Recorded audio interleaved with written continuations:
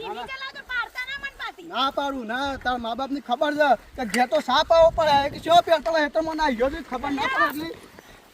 તે કોઈ વાગ્યા કેટલા 12 વાગ્યા સુધી તો મારી માં તમારી રાહ જોઈને ઘેર બેહાય ને કે જમાઈ આવે તો ચા પીવડાવે એમ પીવડા પડે કે ના આવ્યો હેતરમાં ખબર ના પડે એટલી વધાર પર તો બોલતા નહીં ને કે આ તો મારું પિયર છે મજા નહીં આવે પતી ઓવા એકલા જશો ઘેર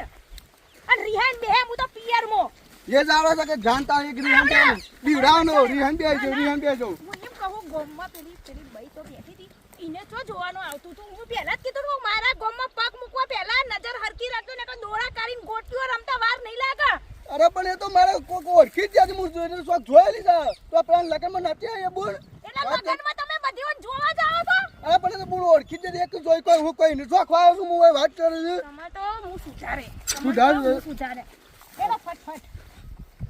હાલો હા આયા હા આવી ગયા છે ડેટામાં હા પોક્યો